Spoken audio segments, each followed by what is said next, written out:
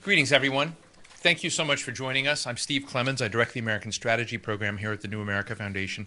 And we're here to have a discussion about an important new book called How Enemies Become Friends, The Sources of Stable Peace by Charles Kupchan. Charles Kupchan is Professor of International Affairs at the Walsh School of Foreign Service at Georgetown University. He's a Senior Fellow for European Studies at the Council on Foreign Relations, former Director of European Affairs at the National Security Council, and Assistant Professor of Politics at Princeton. Charlie Kupchan has been one of my real mentors in trying to come to terms with sort of the post-Cold War international system. I was honored and privileged to be part of a book study group that the CFR put together for his, I think, very, very important book, The End of the American Era, U.S. Foreign Policy and the Geopolitics of the 21st Century. And Charlie, I thought, was so far ahead of the rest of the profession in looking at the dynamics of at least a configuration of power dynamics in the global system and a systemic shift, if you will, in America's place in that it largely was trying not to pay attention to. And after 9/11 and after a lot of years of the Bush administration, Charlie's line, because I always said, be bolder, say more, and he said, the Bush administration, essentially sped up history, whereas Charlie had been talking about 25 years. It really took about 5 with what had happened. I am 3/4 of the way through his next really important book. I think it's probably the most important book Charlie Kupchan has written, and I strongly recommend that everyone read it because he goes through the dynamics of looking back as, not as far back, but one of the really interesting cases were the Iroquois and the 5 tribes and how warring parties in lots of different areas come to terms and what the structural granular processes of enemies essentially piecing together not only a rapprochement or a new equilibrium between themselves, but actually achieving peace, durable, sustainable peace. And it's fascinating to read because whenever you're in those moments, today, like the United States with Iran, I just returned last night. I was telling Charlie from a forum in Doha where I was there for the 5th Al Jazeera Forum, and there were lots of folks like at any Council on Foreign Relations or New America Foundation meeting. There were people who were friends of the United States, but the most interesting people that I met were representatives and former foreign ministers or ambassadors of the Taliban, key people in Hamas, key people in Hezbollah. And what was going on in the back of my mind was, in fact, everything I had been learning from Charlie Kupchan's book. And also I asked him some weeks ago about, I wasn't quite as far through the book as I am now, about the applicability of what he was looking at sort of non-state players and to what degree their applications of the typology he brings to these questions to those groups. And I really fundamentally think that American power today, we're going to have the release of the President's National Security Strategy report. What is today, Tuesday or Wednesday? Today is, I've lost track. So Thursday, tomorrow, the President's National Security Strategy will be released. And in this National Security Strategy, you will see an effort, a kind of understanding that America is at a point where it needs to reinvent itself, reinvent a global social contract. And this is impossible to do, in my view, in any compelling way in the way in which other powers look at us without transitioning some of our enemies into non-enemy status. If that doesn't happen, then fundamentally you're glossing over a kind of institutionalized incrementalism in America's place that I don't think buys you much in terms of convincing the world that we have new power or leverage or that we're able to kind of be a primary sculptor of global affairs. And those are my own views. And Kupchan's book is vital to getting any understanding of how mechanically to do this. So I've talked enough about his great book. Let Charlie Kupchan come up here and do it now, and I look forward to questions and answers with Charlie afterward. Please welcome Charlie Kupchan.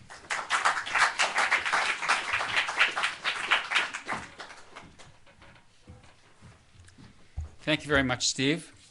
It is a pleasure to have the opportunity to spend an hour and a half here on a hot summer day and to share with you some of the ideas that I've explored in my new book, How Enemies Become Friends. I'm particularly happy to do this event here because I think that Steve has made New America the place in Washington to try out new ideas and to push the edge of the envelope intellectually. So thanks very much, Steve, for hosting.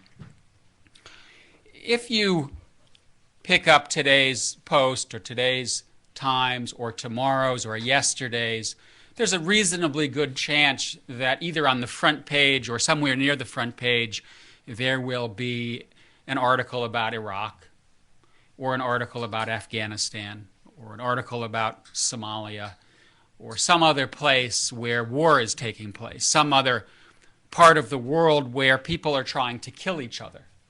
And it's very unlikely that you will pick up one of these newspapers tomorrow and read a headlines that says, "All quiet on the U.S.-Canadian border." And that's because when peace breaks out, nothing happens. When peace breaks out, there's no noise, there's no blood. Reporters aren't rushing off with their notepads or their iPads to cover the story because in some ways there isn't a story. But there actually is a story, and there is a story that's at least as important as the war story. And that story is, how does peace break out? How is it that if you go to the U.S.-Canadian border today, which was a border that was long defended by British troops, Canadian troops, or American troops on either side, there are no troops. There may be some SWAT teams looking for terrorists and a few Canadian Mounties wandering around, but you will not find an American armored division waiting for a Canadian attack, nor will you find a Canadian armored division, if they even have one, waiting for an American attack. Same is true of France and Germany. Same is true of Norway and Sweden. Same is true of Brazil and Argentina. And these are all countries that for many, many decades were arch enemies, had guns pointed at each other across their borders. And these are now borders that have become geopolitically consequential. So the core question that I ask in this study is, how does that happen?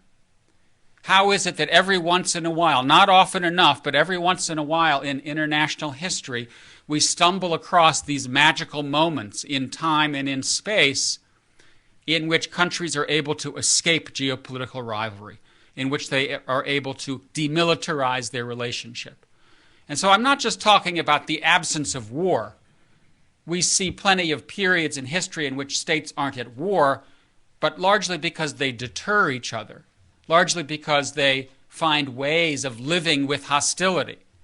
I'm not talking about that. I'm talking about a deep peace, a peace in which war as a legitimate tool of statecraft has been eliminated. So that's the subject. What I'd like to do in the next 15 or 20 minutes is three things. One is to quickly tell you the story. What did I find? How does peace break out?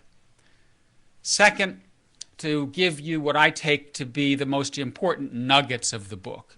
What I hope you will take away with you when you stumble out into the heat at 1:45. And then I want to end by touching on some of the issues that Steve just raised.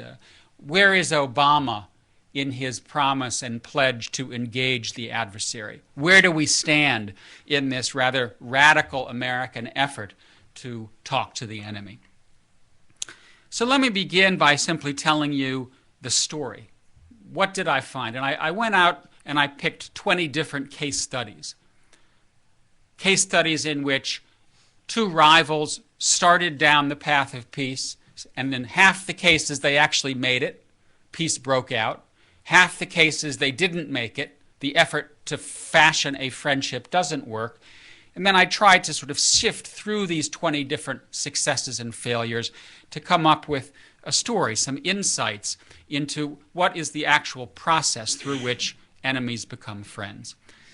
And to put some flesh on the skeleton, I'll begin by telling the story through the eyes of the Anglo-American case study, in part because we are Anglos, we are Americans, we're in Washington. It's a good place to use that particular history to provide insight into the broader argument of the book. As many of you well know, the United States and Great Britain were each other's main enemies from the late 1700s, when war broke out in 1775, through the end of the 19th century, including a war in 1812, and then other incidents over the balance of the 19th century in which the United States and Britain almost went to war. And some of you may know that London was a strong supporter of the South during the Civil War in the 1860s because they felt that it would be much better to have two United States of America rather than one, because one would be a much more formidable competitor to Great Britain and its empire. And that led to a long period of distaste in the American public imagination and in Washington about Britain's diplomacy and its relationship with the United States. Everything starts to change in 1895 and 1896. That's when the peace begins to take shape. And it takes shape for the following reason. Great Britain faces a rising America, a rising Japan, and a rising Germany, coupled with the increasing Boer uprising in South Africa. Then in 1895, a dispute breaks out between British Guiana and Venezuela, and the United States, which at this time is beginning to be somewhat uppity, says to London, "This is in our backyard. We should have a say. Let's take this dispute to arbitration." And Lord Salisbury sends a message back to President Cleveland that says, "Buzz off, hands off." War then is in the air. Congress is passing resolutions and having debates about this affront to the Monroe Doctrine. And suddenly, Great Britain is confronted with the prospect of a third war with the United States. It is at that point that the Admiralty, the British Admiralty, the Navy, intervenes in the debate in London and says to Lord Salisbury and the Cabinet, "We can't do this. We don't have the battleships to go to war with the United States without grievously exposing more important imperial interests in the Far East, in the Mediterranean, and with Germany beginning to stir right here at home." And Lord Salisbury then says, "Well, if that's the case, how do we get out of this pickle?" And the answer is, we try to move the United States from the enemy column into the friend column as a way of reducing our imperial strategic overcommitment. And Salisbury then sends a new message to Washington, and he says, "You know what? We are going to back down. Let's take this to arbitration." And Arthur Balfour gives a speech in the House of Commons in which he says, not only are we backing down, but we recognize the legitimacy of the Monroe Doctrine. In other words, they are sending a signal to the United States that they accept American hegemony in the Western Hemisphere and that they would like to turn the United States into a friend. In other words, this is an initial unilateral act of accommodation. This was such a strange signal coming from Great Britain that it made Americans sit up and say, something strange is going on here. We are getting a signal of benign intent from a country that has been our main enemy for the last 100 years. Why are they doing that? Why are they saying in the House of Commons that they recognize the Monroe Doctrine? And it's at that point that people in this country, in this city, begin to say, is it possible that this is a peace offering? Is it possible that this is an opening gambit in which the British are trying to turn our relationship from antagonism into something more benign? And the United States and Britain then begin to exchange concessions over the next 2 years, probing one another's intentions, seeing if, in fact, this is a relationship that can go from enemy into friend. And they start first in South America. Then they deal with fishing rights in the Barents Sea. Then they deal with the Panama Canal, which was the Americans wanted to build and fortify, but couldn't do so because of a treaty with Britain. And Britain says, fine, forget the treaty, go build and fortify. And then finally we resolve the border dispute over Alaska, the border between Alaska and Canada. And it's at that point, 1902, that one really begins to see a sense on both sides, after this period of exchanging accommodation, that Americans are beginning to think that Britain has become a lasting friend.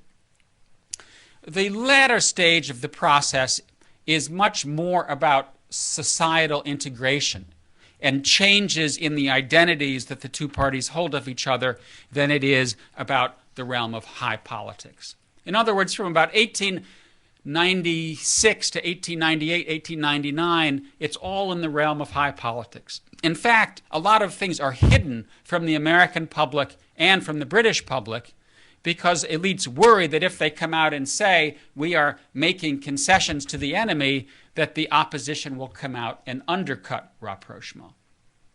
By 1898, when the British support the U.S. in attacking Spain and Cuba and then colonizing Guam, the Philippines, and Hawaii, then you start to see greater public engagement.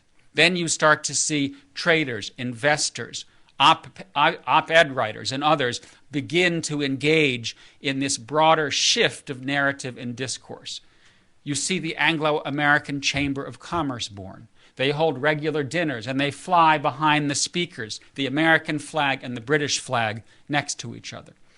You see playwrights, novelists, and others begin to talk about Americans and Britons as Anglo-Saxon kin. And then by 1902, 1903, Teddy Roosevelt is referring to war between the United States and Britain as a civil war.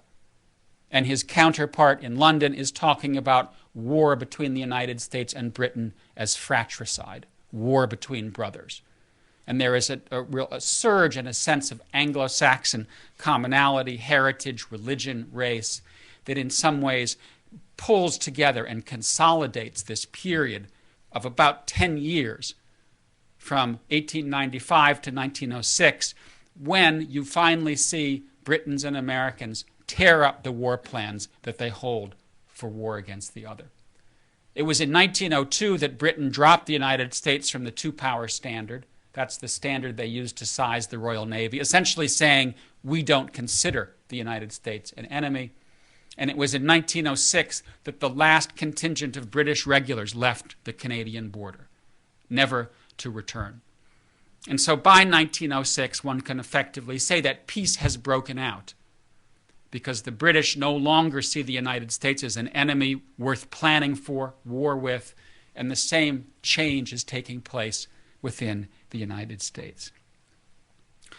That is a story that repeats itself throughout all of the cases that I look at, in obviously ways that are unique to each case. The earliest case that I look at is the formation of the initial Swiss Confederation in 1291, when three small forest cantons formed a confederation which served as the basis for what is today modern Switzerland. As Steve mentioned, I look at the Iroquois Confederacy in the 1400s that formed in 1450 among 5 tribes that had spent many decades warring against each other and killing each other. And they sat down around a fire in Onondaga, a town that still exists in upstate New York. They formed what they called the Great Binding Law, an oral law that was not written down until about 90 years ago. And from 1450 until 1777, not a single Iroquois warrior died in battle against each other. And these were ferocious tribes. We are not talking about peace-loving people. They were waging wars against other Indian tribes. They were waging wars against the French. When they captured someone from another tribe, they would bring them back to their villages, show them to their women, and the women would decide either to assimilate them, turn them into Iroquois, or put them in a big pot and cook them for dinner. So these were not people who you would call particularly cosmopolitan and pacific. Nonetheless, for more than 300 years, a peace was durable. I look at lots of cases, more recent, 19th century, 20th century. I'm happy to go into some more detail if you would like to in the conversation. Let me now offer a few nuggets, a few takeaways that I hope the book succeeds in making part of public dialogue. The first takeaway is simply that peace does break out. That in the big debate between John McCain and Barack Obama over whether the engagement of adversaries is appeasement or whether it's good diplomacy, my book suggests that under the right circumstances, it is good diplomacy. And that long-standing rivalries come to an end without war, not when one side coerces the other into submission, but when the two sides sit down, talk to each other, go through a multi-year process of diplomacy and engagement, and end up settling their differences. It doesn't always work. There are certainly regimes out there with which engagement is inappropriate. I would put the Nazis in that category. I would put Al-Qaeda in that category. But there are many other regimes that are at least worth exploring engagement. And that's because, as the book shows, it sometimes leads to a durable peace, and it makes the world a much safer place. The second takeaway would be, if there is an elixir, a magic potion, something that jumps out of all these historical cases, I would say that magic potion is what I call strategic restraint. The practice of foreign policies that withhold power. And that can take the form of taking your troops away from the border. It can take the form of backing down on a dispute over the border between British Guiana and Venezuela. In the case of Norway and Sweden, it meant tearing down the forts that had been built. But they all involve doing things to send a signal to the other side that you're willing to withhold power, that you're willing to consider a relationship in which material power and the military balance of power becomes less consequential. And these kinds of power-checking devices take many, many different forms, but they're usually aimed at trying to reduce the concerns that stem from power asymmetries. So when the Concert of Europe emerged in 1815, what did Britain and Russia, the two dominant powers, do to reassure the small powers? Well, they made Prussia bigger. They gave Austria a sphere of influence in Italy. In other words, they enabled them to punch above their weight as a way of saying, we want you to be players. We want you to be partners in a cooperative security order. In other cases, such as the Senegambian Confederation, Gambia is a small country. Senegal is much bigger and surrounds it. What did they do? They gave Gambia many more votes in the Confederal Parliament than they deserved. Another way of trying to reduce the returns to power asymmetries. Finally, there is the practice of locating capitals in different places. Why are we here in a swamp? Why are most of us still sweating from walking here?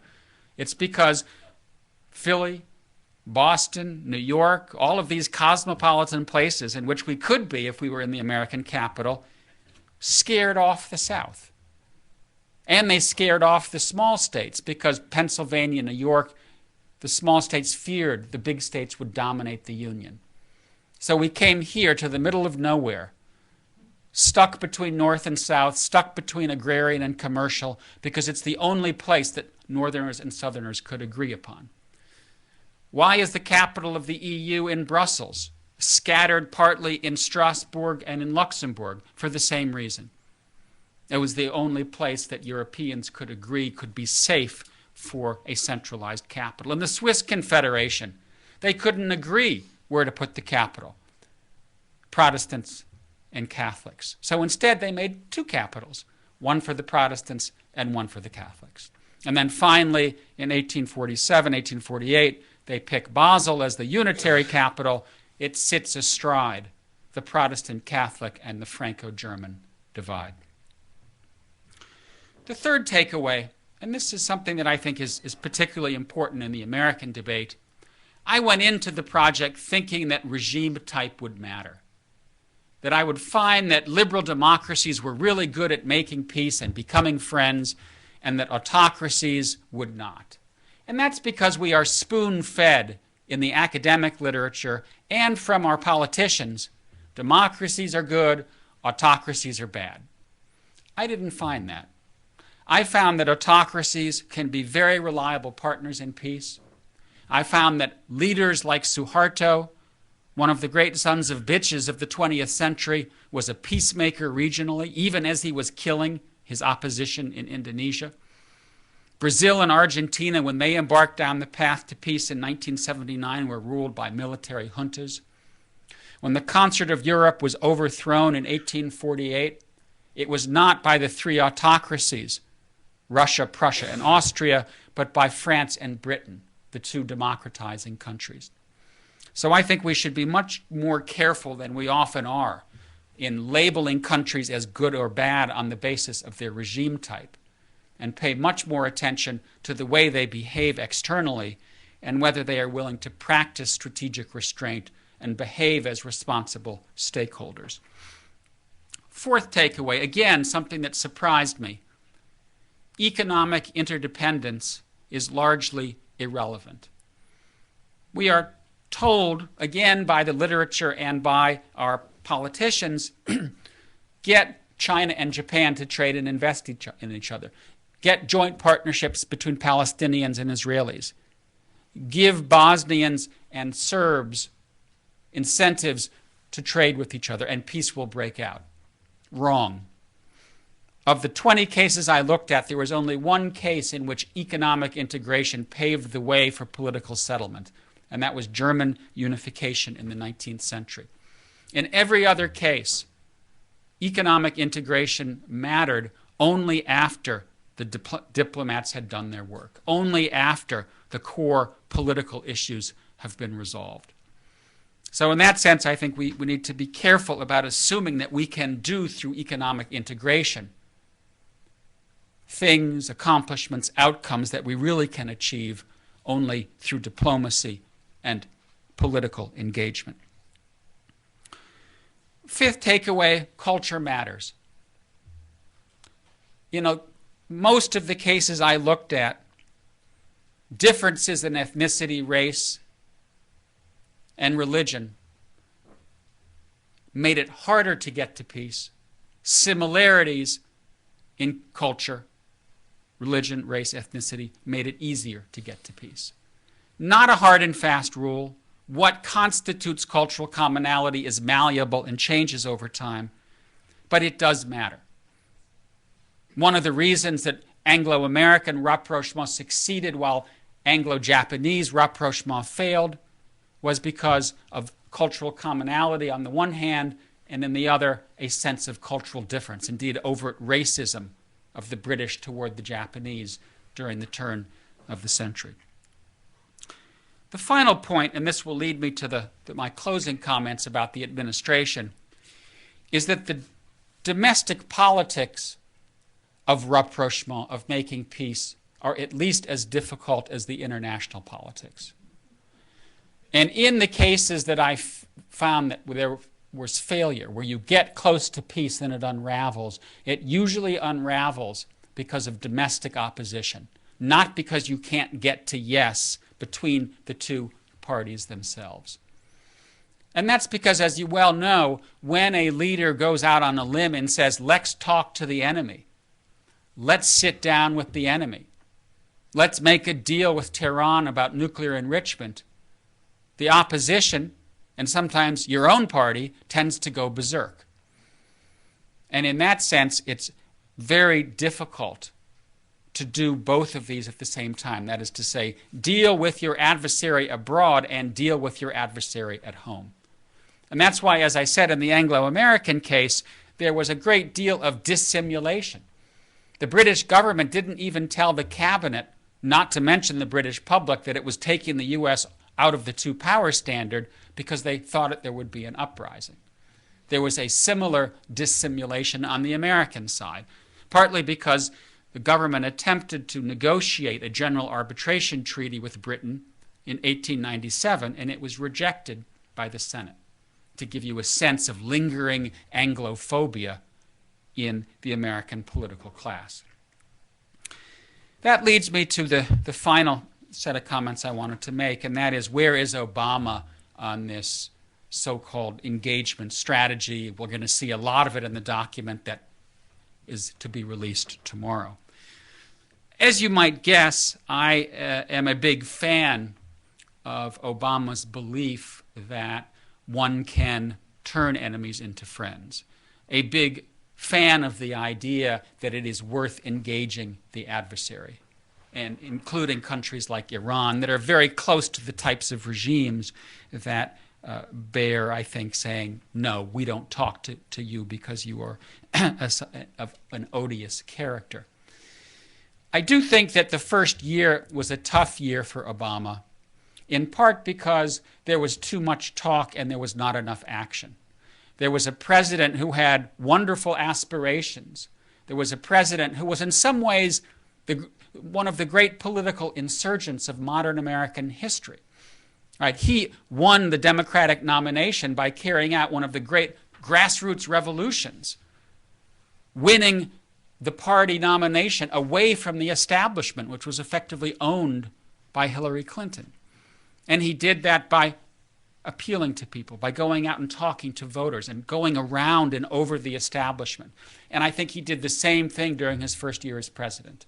He was going around and over the establishment, here and at home.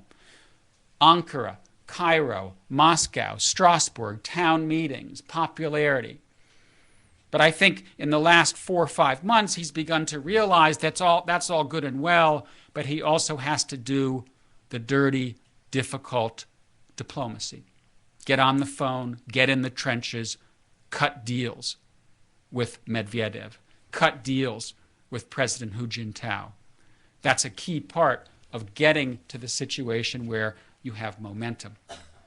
I think the START Treaty is a very important turning point for Obama, not necessarily because it is a groundbreaking treaty, but because it arms Obama with some ability to parry the claim that he has nothing to show for engagement.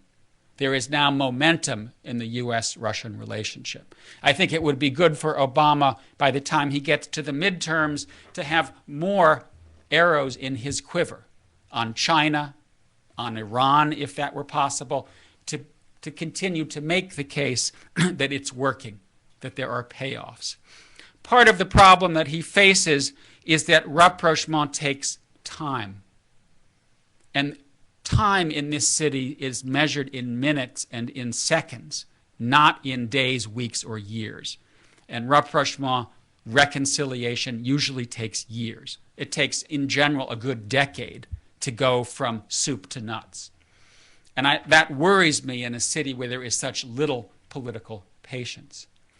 And so looking back at the failures, the Sino-Soviet rapprochement that ended in rivalry, the collapse of the United Arab Republic, the unraveling of the Senegambian Confederation, the fact that we enjoyed 70 years as a unitary federation but then collapsed in the Civil War, this all leads me to worry as much about Obama's domestic opposition as it does to worry about his diplomacy abroad. And in some ways, I would go out on a limb and say perhaps the greatest obstacles to engagement are not in Moscow, Beijing, Havana, or in Tehran, but they might be in Washington. And that's because we live in a country that is polarized as at any time since the 19th century. That means that Obama may close deals. He's closed a deal on START. Will the Senate ratify it? I don't know. He wants to go for the CTBT. Will the Senate ratify it? I doubt it. If he gets a deal with Iran or with Cuba or with someone else, will the Congress scale back sanctions? With Congress ramping up gasoline sanctions on Iran right now, it's difficult to say. So I will simply leave you with an admonition to the administration, and that is, as I think they learned the hard way on health care, good policy requires good politics. And as Obama engages in the politics of engagement abroad, I think he needs to start worrying much more about the politics of engagement at home. And perhaps it makes sense to reach out to a Brent Scowcroft or to a James Baker or to some other Republicans to pull them in, perhaps as an emissary, perhaps as a negotiator, but to try to get buy-in from Republicans looking over the horizon.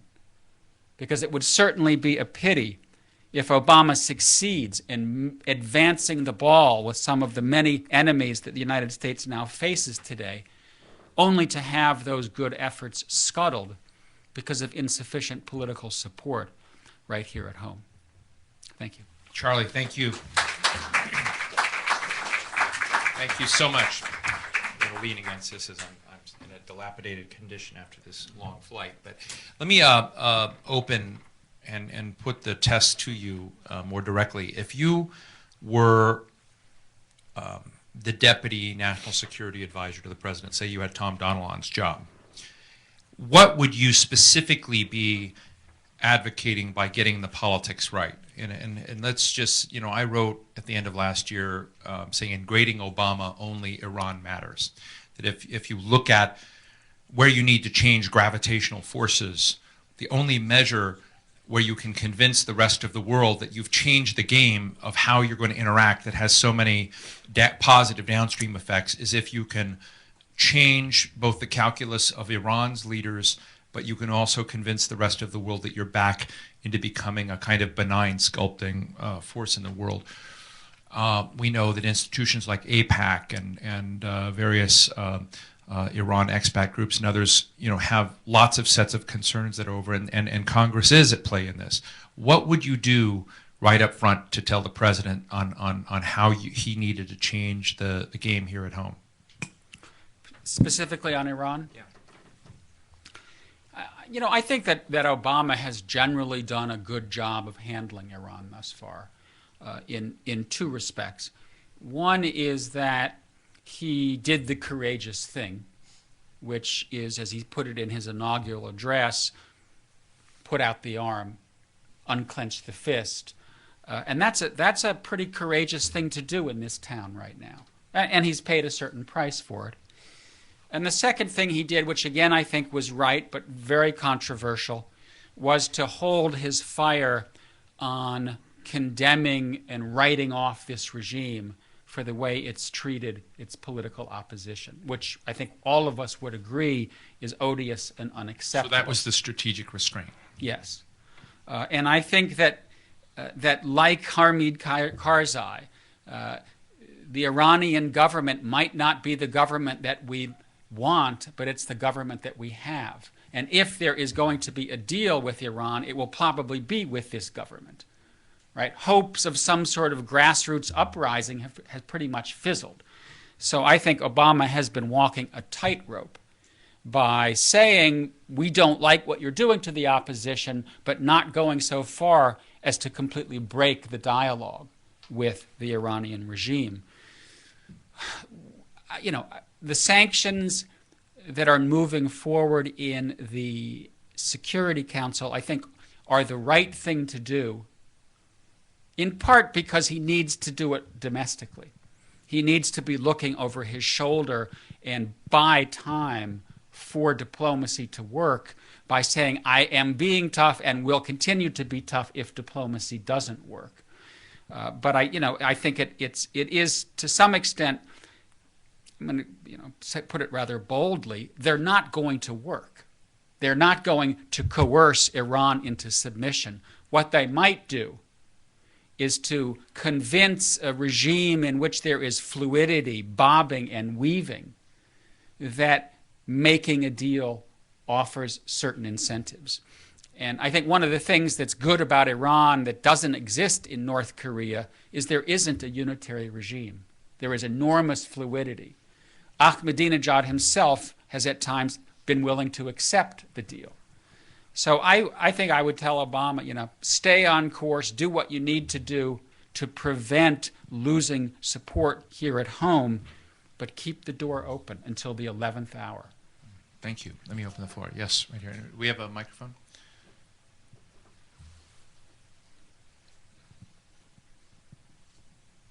Thank you very much for this sophisticated getting us out of the weeds of the narrow little fights we're in the middle of in the Middle East and so on. My name is Tom Getman. I'm a former Hill staffer and NGO executive.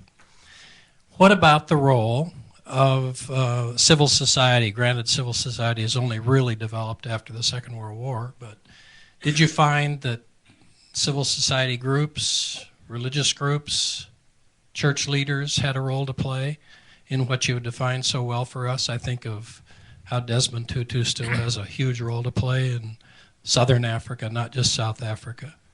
And I'm wondering if you looked at this at all. Thank you. The story that I discovered is a pretty top-down story in the sense that it starts in the realm of high politics, and it is hatched among a group of courageous leaders who then send out feelers to the other side. And at that point, there isn't much engagement from civil society, in part because the initial effort to establish a dialogue is often hidden from civil society, precisely because of fear of opposition. Once you've gone through the first few stages of reciprocal exchange, once the temperature is starting to lower, that's when you see civil society kick in. In some cases, it's church groups. In some cases, it's business groups. In some cases, it's tourism. Tourism matters because you start getting contact. You start to know the other. The barriers to societal contact come down.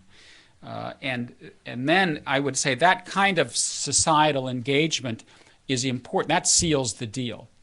But it doesn't happen until there's a flashing green light that says, this other party that we used to hate ain't so bad after all.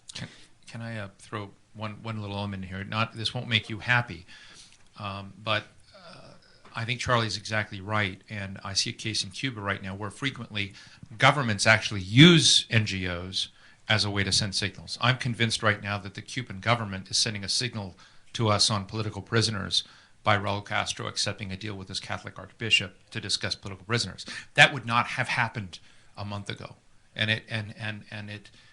the fact that it is happening is not all peace and love about to break out, but there is a process of informal signaling. It's not to say that NGOs can't swell up and have an impact. Landmine treaty comes up, for example, something like that. But I think, in reading Charlie's book and thinking about this same question, what it's made me, in terms of, whether it's dealing with Syria or Cuba or Iran or some things, is the way in which governments, I think, for instance, in U.S.-Iran relations, is a real problem in the bilateral nature of it. I mean, it's not a relationship that I think is going to be easily solved with a lot of spotlights in a bilateral relationship, and so it's all of the surrounding infrastructure which a government can use.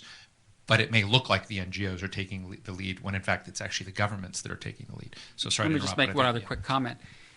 Not only does civil society matter, but civil society in the end is critical.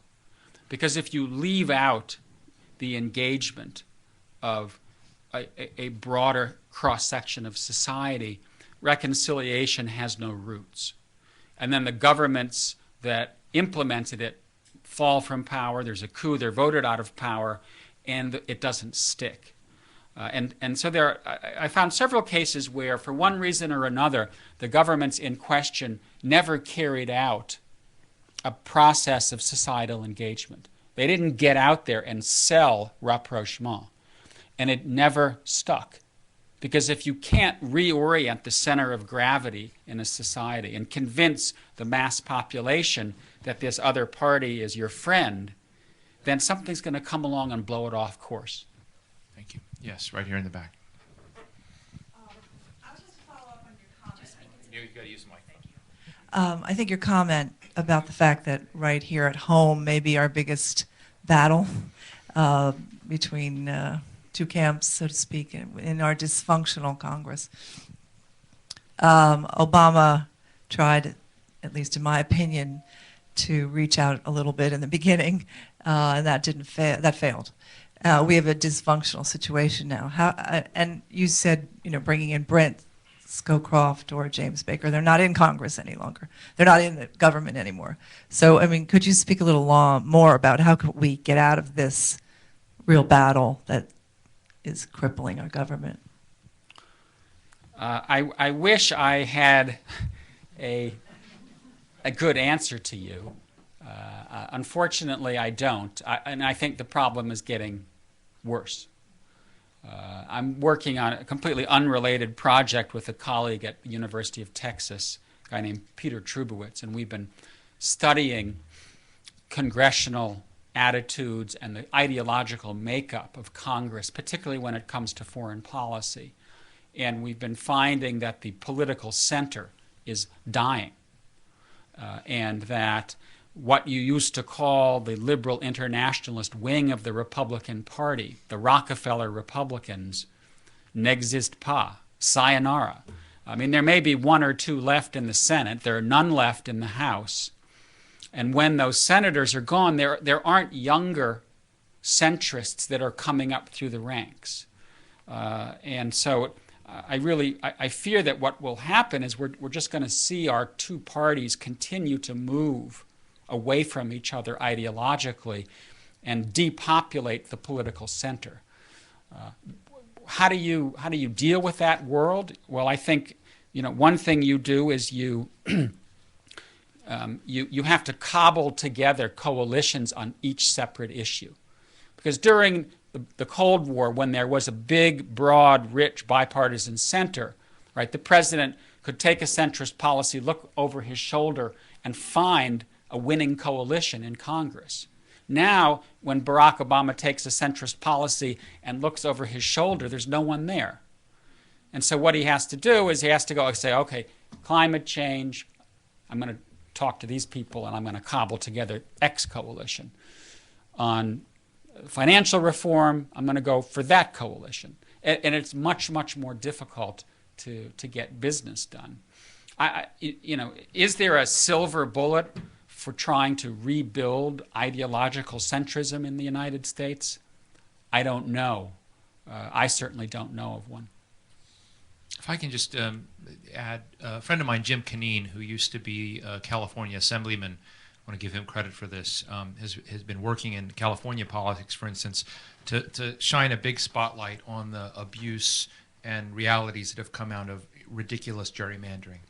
And when you see districts drawn in incredible levels, and then you find that the tilts in those districts, people who run them, you end up benefiting the extremes as opposed to someone who has to find balance between competing interests within this. And California has taken steps, despite the mess there, to begin to reverse back those ridiculously absurd gerrymandered districts. And so I don't look at it as a silver bullet, but I do want to put something on the hand that has nothing to do with foreign policy, but has something to do with what favors extremism in both parties. And Charlie's absolutely right. Liberal internationalists and the realists have both been dying in both the Democratic and Republican parties. I'm sort of in favor of, a return of a kind of ruthless realism or ruthless progressive realism, where you come back and you try to seed and find a new generation of people who are going to come back and fight both a kind of highly passionate and well-meaning but reckless liberal interventionism on the left, and a very reckless neoconservatism on the right. But those are the two rising trends. And I think to some degree the issue of what's going on deep in the DNA of political choice within districts may have something to do with it. Yes, sir, right here. In the front. Eli Clifton, Enterprise Service. I'm wondering what, if any, significance you would ascribe to multilateral international institutions. Specifically, maybe what type of change do you see pre-1945, post-1945, if any, in the process in which in which peace breaks out? Meaning the role that international institutions can play? Or the lack thereof. Or the lack thereof, yeah. We've seen the proliferation of multilateral institutions since 1945. And so they, at least in hypothetical terms, are available to play a role in the way that they were not there before. I would say that on the basis of the cases that I've looked at, multilateral institutions can be facilitators of reconciliation. They can bring the parties to the table. They can grease the wheel. But they can't get the parties to yes. That in the end of the day, the United States and George Mitchell can shuttle back and forth from Jerusalem to Ramallah. but you've got to get the Palestinians and the Israelis to sit down somewhere and make a deal with each other. I would say the same thing about the United Nations, about other organizations. They can set the table, but in the end of the day, the parties that possess the dispute are the ones that can settle it. The one caveat I would say is that a lot of the cases that I looked at in the book are themselves multilateral institutions. The Concert of Europe, the European Union, ASEAN, the Gulf Cooperation Council, Mercosur, where those institutions themselves are peacemaking vehicles, and they serve to reduce Indonesia's power because they bind themselves to Malaysia. Franco-German European Coal and Steel Community binding each other so that Belgium is no longer scared that they will be conquered by either France or Germany. So to the degree that multilateral institutions themselves are the peace, they are core. If you're talking about a multilateral institution as a third party, then I would say it's a facilitator, but no more. Second row, third row right here. I wanted to ask you about this recent meeting between Turkey, Iran, and Brazil, and perhaps one of the most significant global events where Turkey now clearly is telling the EU to go screw themselves and moving eastward.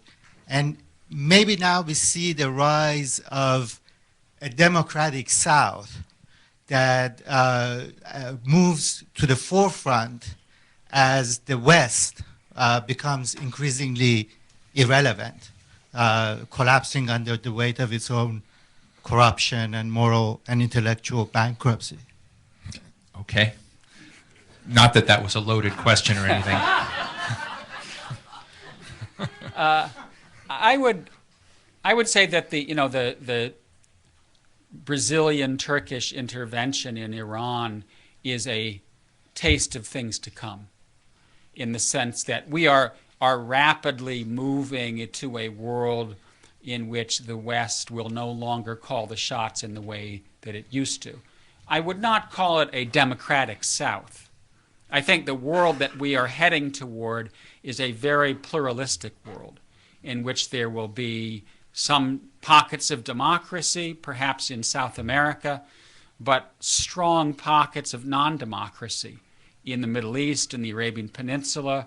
I think that the capitalist autocracy of the sort that China is exhibiting is not, as Bob Kagan would have it, a fleeting way station on the path to liberal democracy. I think capitalist autocracy may well prosper for decades to come, and may well look as a model more attractive to many states than the United States, especially if it continues to be as dysfunctional politically as it's been.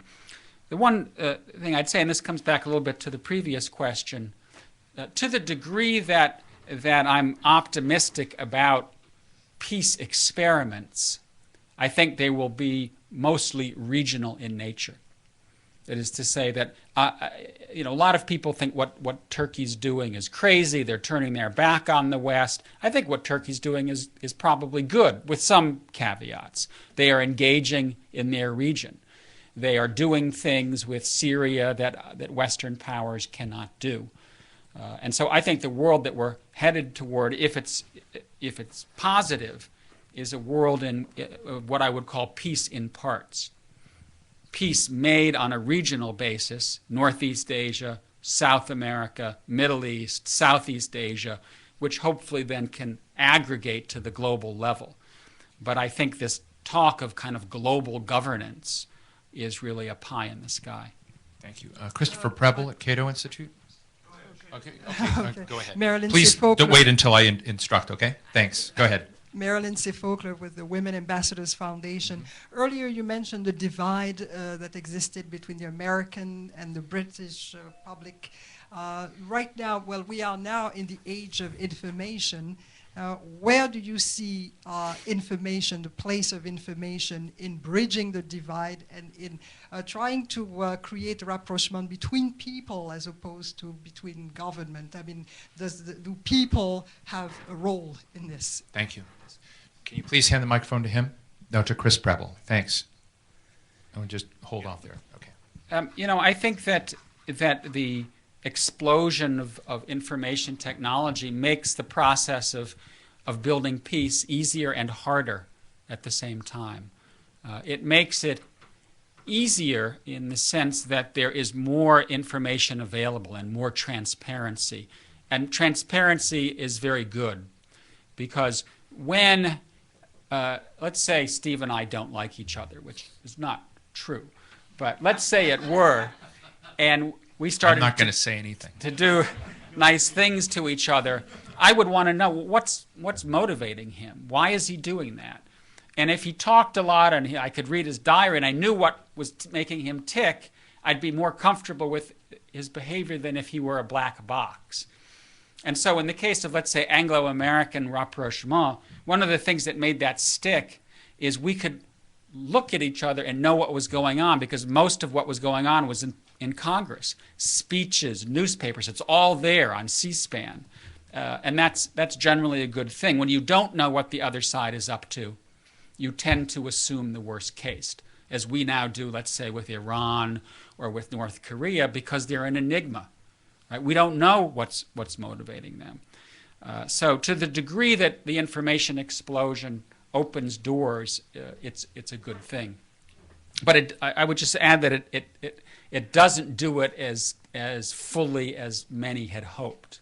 I mean, China controls the information in quite remarkable ways, despite the fact that there's the internet and 16 or 21 or whatever Chinese television stations. The downside of it is that it makes it much more difficult to contain messages to particular audiences.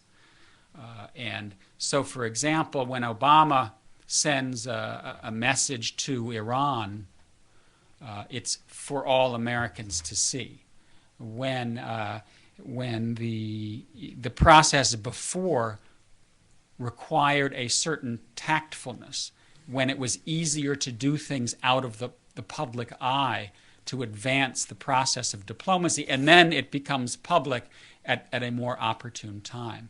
I think now with the 24-hour news cycle and the almost surety that anything you do will be leaked, it's more difficult to carry out the sensitive and careful diplomacy that is so crucial in those initial years when these two long-term bitter enemies are trying to make quiet deals to clear the underbrush.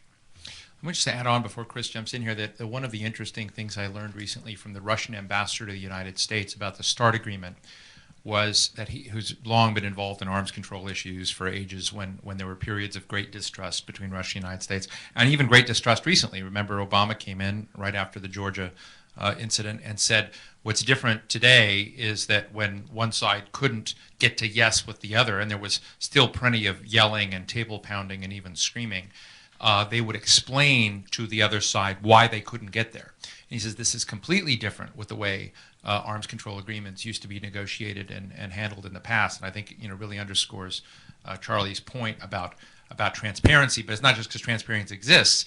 It's a willingness. It's part of this peace breaking out issue where Russia, in this particular case, wanted to explain to the United States why it couldn't get over some barrier or vice versa. And again, reading his book, these vignettes that I've been running into lately really hold. So anyway, Chris Preble of Cato Institute. Thanks. Charlie, I agree with you that the domestic politics are harder in some respects than the international politics. I struggle a little bit to understand how strategic restraint works in the present day when you don't have a U.S. military that is facing the kind of problem, anything close to what the British were experiencing in the late 19th century. So you can have cases where they say, we don't want a particular war in this place, but they're not talking about ceding an entire region. But I'm curious about the international politics in one sense.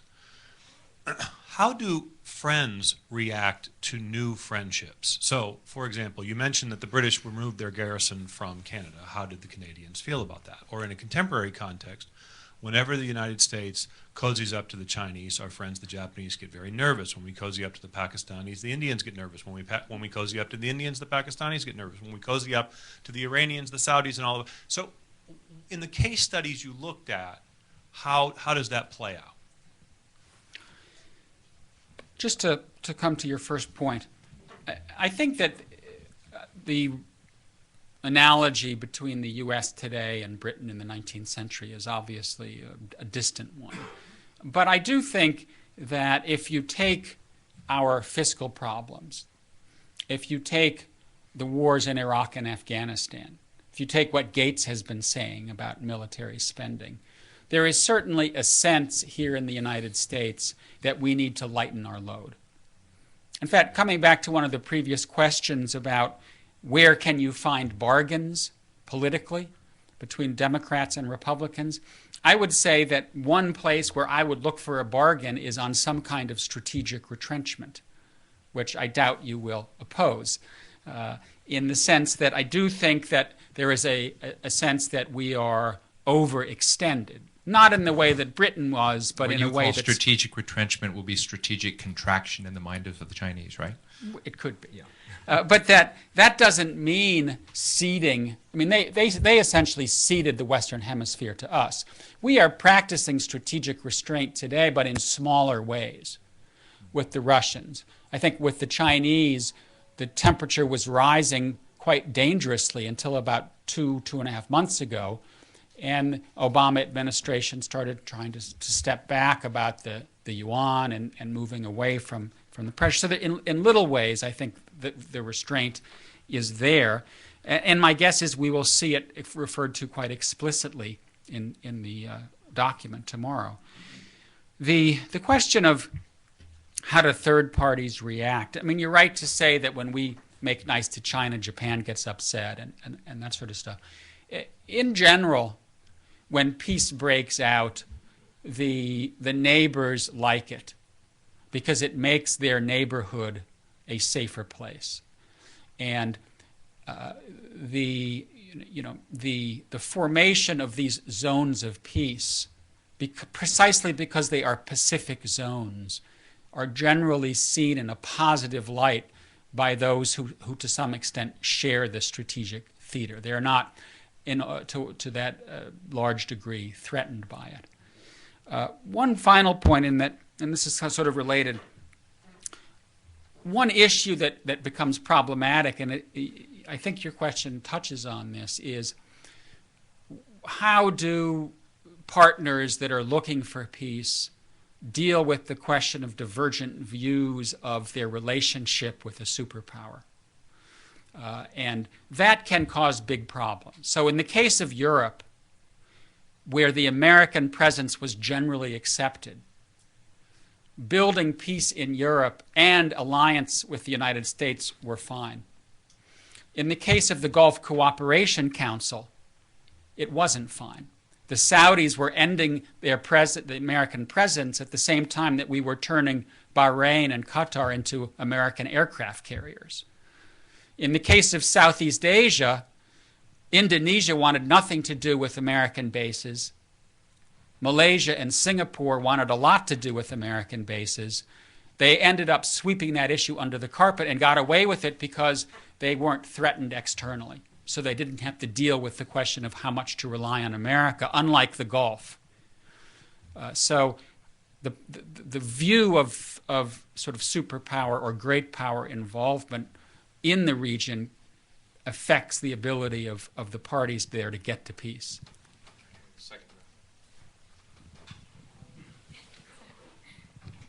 Al Richmond, formerly State Department. You just began to discuss the issue of threat. In your interesting list of factors, I didn't see the rise of an external threat. In the case study, you presented the U.S. British motivation. The U.S. was one of several obligations. Reduce that potential threat. But I wondered in your various case studies how often does the rise of a new external threat contribute to the peacemaking of the parties you're looking at? Thank you.